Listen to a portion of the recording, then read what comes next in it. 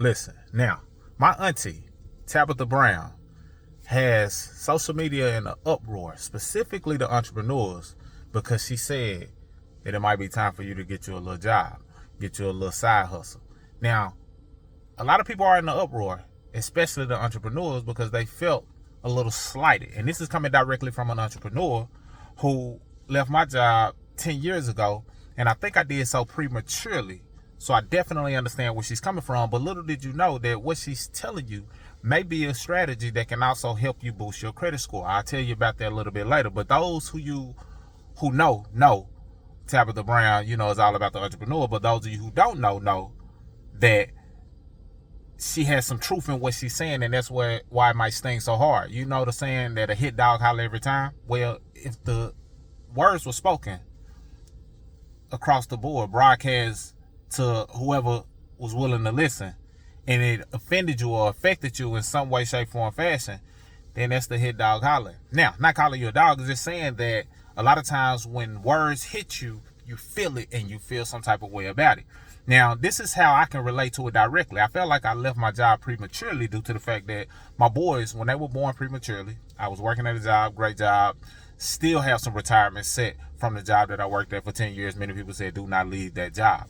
I was working at, the railroad. They were like, you don't want to leave that job. And there's some truth to what they said, but I knew that I wanted to be doing my own thing. But the thing that pushed me across the edge is that I did not like asking for permission to see my boys who were in the NICU. For those of you who are familiar with the NICU, I wasn't going to ask if I could see my boys. I'm going to see them without asking.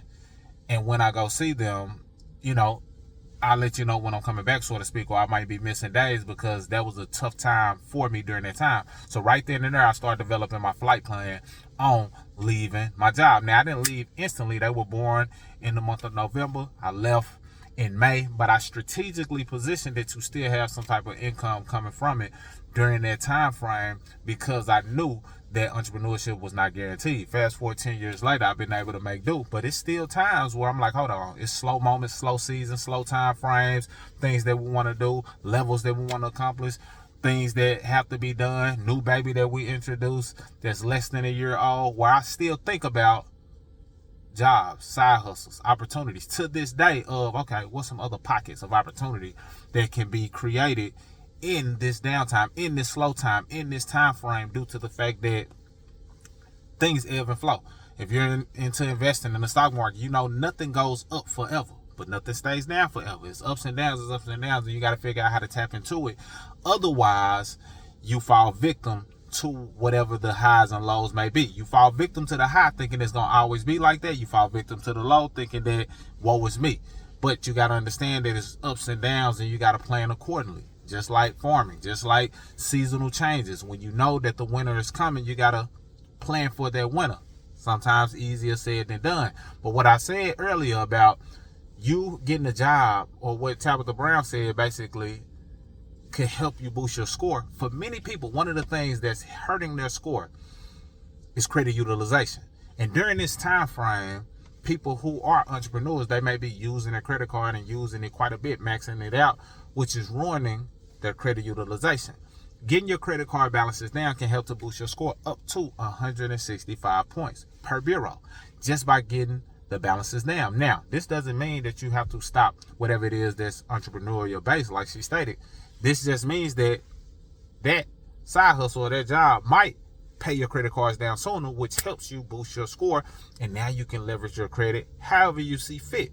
But I also want to speak on the fact that sometimes when it comes to being an entrepreneur and you using credit cards and leveraging debt to build your business, sometimes that can have a negative impact. I know it's a lot of people talking about funding, and this might be a whole nother topic that some people might not like to hear, but a lot of people are talking about funding. I mentioned funding here and there, but I feel like a person should be able to generate income for themselves first before they just get access to $50,000, $100,000 in funding. Because if you don't have the habits or the cash flow, then you get that $50,000 to $100,000 in funding, and now you're in a deeper hole than you were before, because you didn't have what it took to maintain the current that you had, not yet alone the $50,000 to $100,000 in new debt that you got from funding. So not all funding ends well. Yeah, people, shout from the mountaintops, hey, I got access to this funding. I did this, I did that. But they're not telling you the detriment of the hole that they've dug that they need to climb out of. And in many cases, a job or a side hustle might be the very thing that can help them climb out of that hole. So what my auntie Tabitha Brown was saying definitely can help you increase your cash flow, but it can also help you boost your credit score in addition to you striving for whatever it is on your entrepreneurial journey. And this is while I'm rocking my brother Chance Brown cologne. I got on the Chance Brown fragrance. It was bought for me as a gift. I love it, get compliments on it. So I need you to take heed to what my auntie Tab Brown said. Nah, it ain't my auntie for real. I just view her as such because her wisdom and her energy fits that of a just good, sound, profound auntie, and I respect everything she's doing. I respect Chance. I respect, how they moving and navigating. My wife, definitely love and respect them. But I had to speak on this topic because a job can be something that spearheads you to your new direction. And a job doesn't have to be the typical I applied for a job. It can be the side hustle, like she mentioned, Uber, Lyft, things of that nature, delivery things. Or it could be something like what I've looked into and still keep my eyes on and look into to this day, because I see the power in it and the partnership that it can have with me teaching people about credit, FCRA violations, things that may be violating their rights that can get them compensation, things that can be positioning them to better their credit scores. I see what I'm about to say partnering up well with that, and that's the medical carrier field.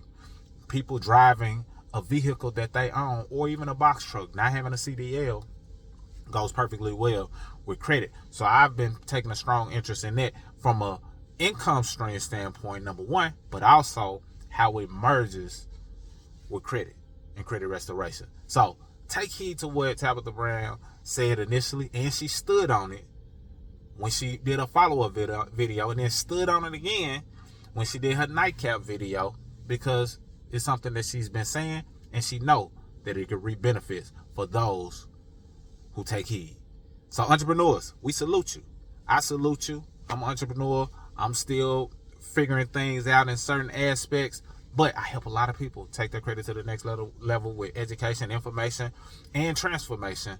But I understand the value in what she said, and that in many cases can be the very thing that can take your credit to the next level just by having more cash flow from the side job or the side hustle. Mr. Smith signing out. Click any link below that you feel may assist you in your journey. I got some things that I know can help you along your journey, whatever that journey may be, especially if it's in the area of credit restoration or seeing if you may qualify for certain things like an FCRA violation that can get you up to $2,500 due to errors or inaccuracies or things that are on your report. Basically, my legal team helps you get the job done and, and hold them accountable. So take advantage of those things that are down below, and salute to Tabitha Brown, because I agree with what she said. Mr. Smith signing out. Salute.